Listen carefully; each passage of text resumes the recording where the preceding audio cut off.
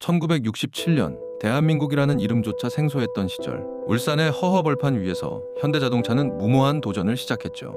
기술도 자본도 심지어 우리 손으로 만든 나사 하나 없던 그 척박한 땅에서 우리의 선배들은 오직 하나의 일념으로 버텼거든요. 처음엔 남의 기술을 빌려와야만 했습니다.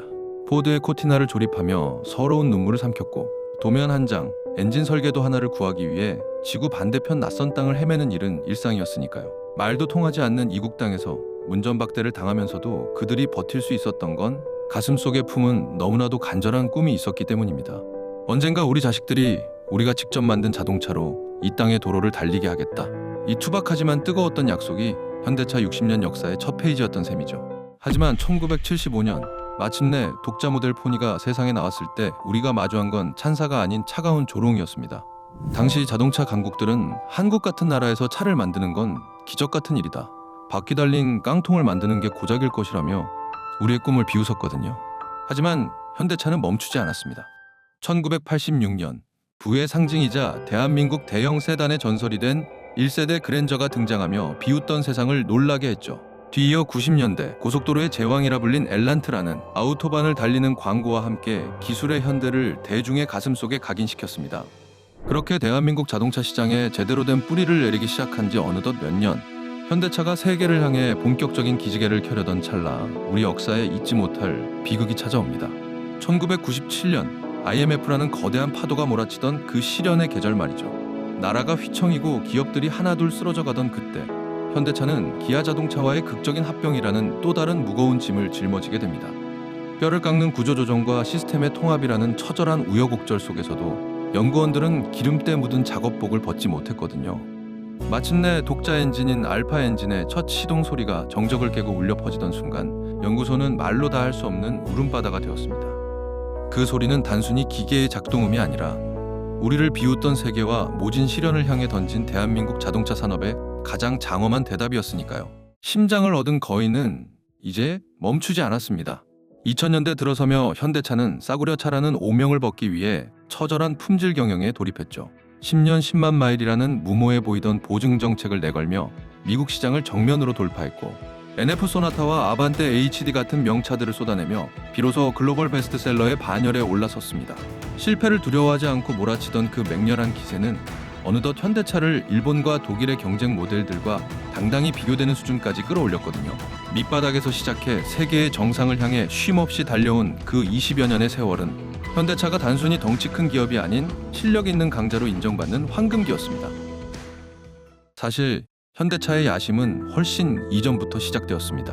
2003년 1세대 제네시스 BH를 개발할 때부터 현대차는 이미 렉서스나 링컨 같은 독립적인 고급 브랜드를 꿈꾸고 있었거든요.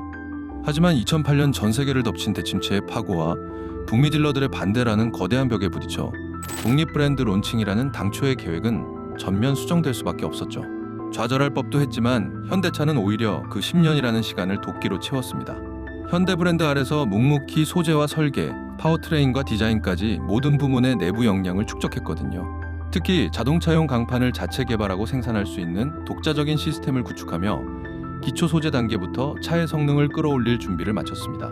2013년 탄탄한 뼈대를 갖춘 2세대 제네시스가 글로벌 명차 수준의 기본기를 증명해냈을 때 비로소 현대차는 확신했을 겁니다.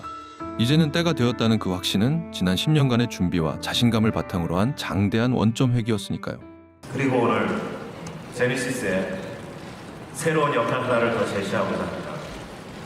상품에서 시작한 제네시스는 이제 이 시간부로 별도의 새로운 브랜드로 탄생하게 되었습니다. 제네시스의 새로운 시작을 함께 해주신 여러분께 다시 한번 깊은 감사를 드립니다. 고맙습니다.